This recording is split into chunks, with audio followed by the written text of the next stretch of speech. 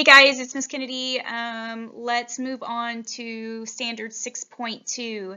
This has to do with actual landforms and the topography of Florida. So with 6.2, level 2 again is just comparing and contrasting landforms, knowing the difference between them, knowing the difference on how they form between them, comparing and contrasting. Level 3 is actually paying attention to what's important in Florida. The standard is very specific to speak to what they want you to know with regards to Florida.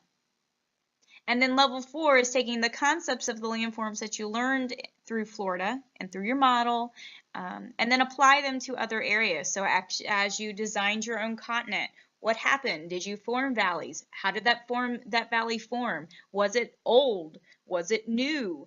And why? What did it look like if it was old, and what was it new? How was it new?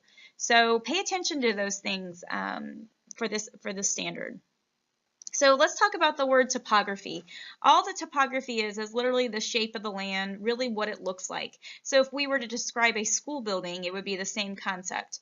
So the school building there's lots of concrete, there's people or students, there are desks, there are chairs, there are whiteboards, so things to describe the topography of the land, the shape of it, and the features. The topography breaks apart into three main items, which is elevation, relief, and landforms. So we're going to talk about elevation first. Okay, elevation is simply the height above sea level. So we can look at the picture below, look at Florida. You can see that we do not have much height, just like Miss Kennedy. Okay, okay.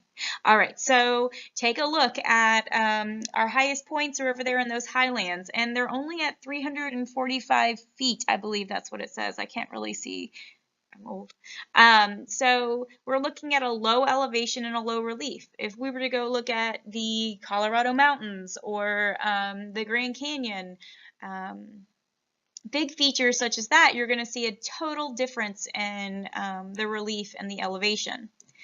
All right, so check out, I had a question before whenever I was doing the encounters with my groups. Are there places where we're actually below sea level? Yeah, we are. Check out where the 0 is and the color underneath the 0. What is below sea level?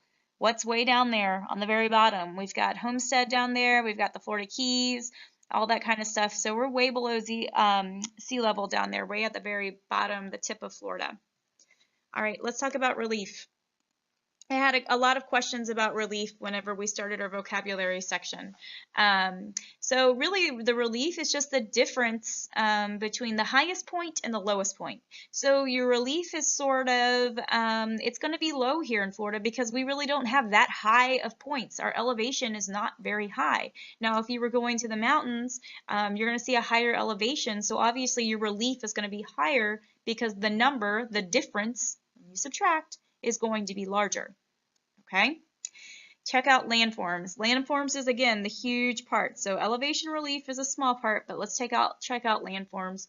Landforms are simply just a feature of the topography, and what happens with landforms, it's really just how the Earth's formed. So it's how the Earth is shaped. Okay?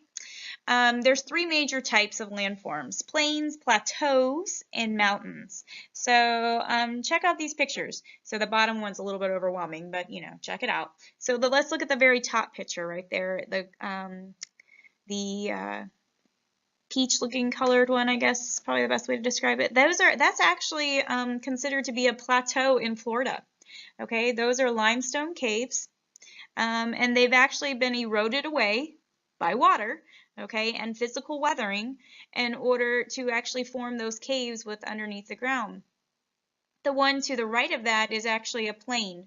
Okay, that's a plain in Florida. So you can see the river, you can see the ocean to the back, you can see a little bit of highlands, probably dunes, I have a feeling. I don't know what specifically they are. I can't name that, but that's what we're looking at there. If you look to the very bottom, this pretty much encompasses all the features, like any type of landform that you could pretty much ask about, okay? But pay attention to what's going on. You can see that there's mountains, which we do not have in Florida, okay? There are glaciers, which we do not have in Florida. All right, volcanoes, no, not in Florida. We do have floodplains. Think about what a floodplain is. I'm going to talk about that next in a little bit more of when I get more specific about specific types of landforms. But floodplains, we have a gulf, we have beaches, we have deltas, lots to do with water because Florida pretty much is sitting on aquifers. I believe there are 4 of them. Don't quote me on that. But we pretty much sit on an aquifer, and it's actually sectioned off to, like there's different ones sitting on top, and I can't really explain it beyond the computer, but there's a lot there. Let's talk about Florida in general when we're looking actually at the map of consider the highlands and the lowlands. There's 3 main regions, but Florida does have highlands, they do have lowlands, and whenever you made your model, there are central highlands as well. Okay, I would think about what those central highlands and what they're caused from. Do we really have a mountain there? I'm not sure about that. No. But what are those central highlands? Where do they come from? Why are they there? Have you asked yourself that question? Have you looked that up? Something really interesting to find out there. The 3 main regions in Florida are, again, the northern highlands, the central highlands, and the coastal lowlands. Okay, we want to say the wetlands are like a main region, but wetlands are part of the lowlands. Okay, so lowland is your main region. In our highlands, we have our hills and our plateaus. Notice I did not say mountains. In our central highlands, we have our ridge that goes right down the center. And then we have our coastal lowlands, which is where our dunes, our coastlines, and our wetlands are. And Ms. Kennedy was very specific in what she asked you to label with regards to your model. So I did that on purpose because I really wanted you to relate where are these always falling and why? What are those rivers doing to shape Florida and how and our central highlands versus our lowlands, etc. Okay? Some coastal features. We have a lot of coast, obviously, in Florida, so we have a lot of coastal features. Rivers, lakes, deltas. We are considered, in all of America, we're considered to be the coastal plains. Okay, we actually are a plain. We're not very high, so we're considered to be a plain. As I referenced before, we are an aquifer. However, we do sit on a limestone platform here in Florida. A limestone platform is, it's as the definition reads, it's more of like tiny sea creatures that form once they die and fossilize. So really what you think in your mind are the shells, like if you were to go to the fort in St. Augustine, I believe that's coquina. So just pay attention to see what it's actually, how do I say that? Limestone is formed in many different ways. It's just not one type of limestone.